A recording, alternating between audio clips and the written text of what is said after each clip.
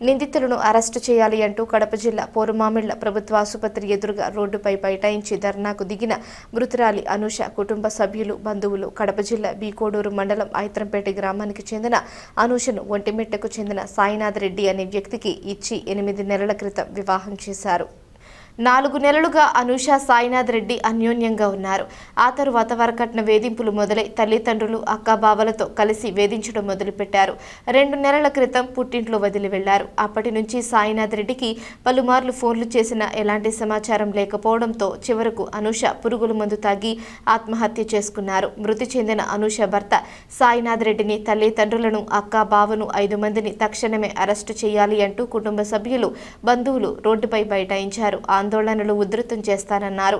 Mydukur DSP Rajendra Prasad సంఘటన స్థలానికి వచ్చి కుటుంబ సభ్యులకు, బంధువులకు ఎఫ్ఐఆర్లో చేర్చిన ప్రతి ఒక్కరిని అరెస్టు చేస్తామని, కఠిన శిక్షలు పడే విధంగా చేస్తామని హామీ ఇవ్వడంతో ఆందోళనలు విరమించారు.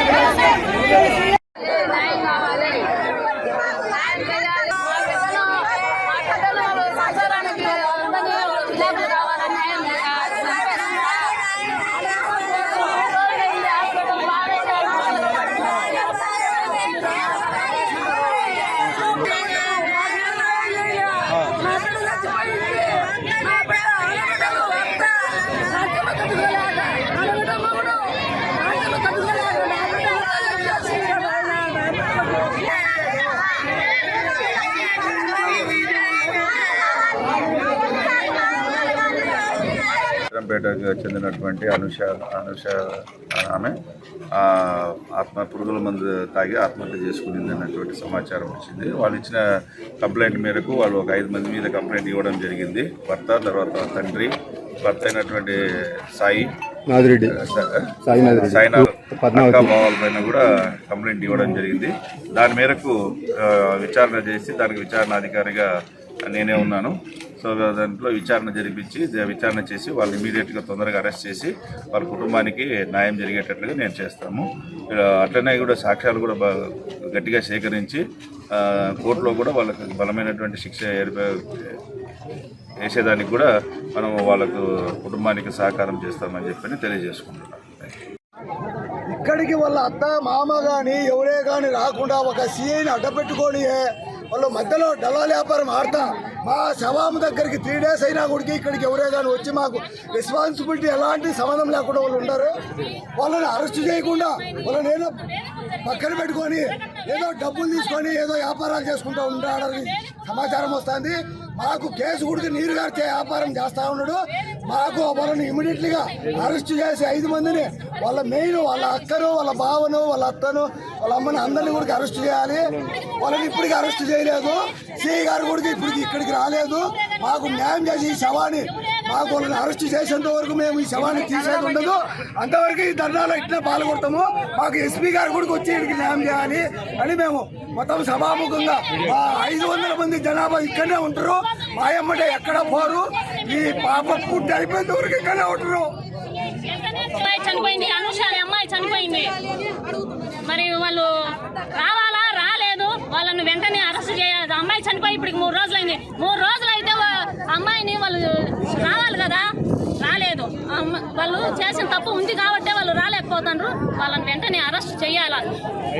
అత్త, మామ, మొగుడు, ఆడబిడ్డ మొగుడు అరెస్ట్ చేసినంత వరకు మేము ఇక్కడ నుంచి కదలేము. అరెస్ట్ చేయాలి కదా. ఇప్పుడు చనిపోయిన అమ్మాయి వాళ్ళని తొలగి రావాలి కదా. మేము కేసు పెట్టినప్పుడు మరి ఎందుకు తీసుకురాలేకపోతాను వాళ్ళు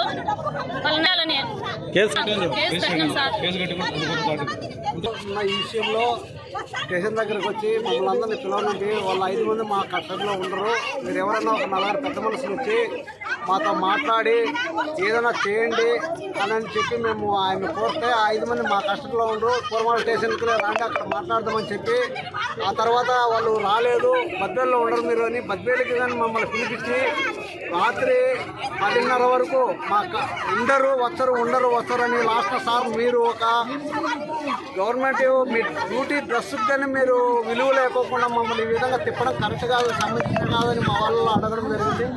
అడిగిన తర్వాత ఆయన ఎవరు నోరెత్తే వాళ్ళ నోరు నొక్కే ప్రయత్నం చేసి సీరియస్గా మీరు ఏ దానికి వచ్చిందో మా కాడికి మిమ్మల్ని మేము రమ్మన్నామా అని సీరియస్గా మాట్లాడడం జరిగింది. మేమందరము విరక్తి చెంది ఆ పాప డెడ్ బాడీ కానీ నిన్న ఇక్కడే పోస్ట్ మార్టం జరిగినంత వరకు ఇబ్బంది ఏం లేదు. ఎస్ఎస్ఆర్ వరకు ఆయన పని ఆయన చేసినాడు, ఆయన మధ్యన ఇన్వాల్వ్ అయ్యి మమ్మల్ని బాగా ఇబ్బంది పెట్టి దరిదాపులా నిన్న సాయంత్రం దాకా ఏ పని లేకోకుండా మమ్మల్ని ఇబ్బంది పెట్టి రాత్రి అటు బుద్ధిబుద్ధి అటు మాట్లాడి మీ బుద్ధిబుద్ధిని చేసుకోపోండి, పొద్దున్నే ఉదయానికి 7కి అరెస్ట్ చేస్తాం, వాళ్ళు 6 అని మమ్మల్ని ఇబ్బంది పెట్టినాడు. ఈ సభాముఖంగా ఆయన్ను విధుల నుండి తొలగియాలని మేము కోరుకుంటున్నాం. అలాంటి వాళ్ళు ఉండడం వల్ల యావత్ సమాజానికి విలువ లేని వాళ్ళు ఎవరైనా ఇబ్బంది పడిన వాళ్ళు పోతే ఆయన అంగీకరించే పరిస్థితుల్లో లేదు. ఒక స్టేజ్లో పోయి ఆయన దగ్గర ఏమైనా ముడుపులు చెల్లించే వాళ్ళ వరకు ఆయన గౌరవిస్తాడు.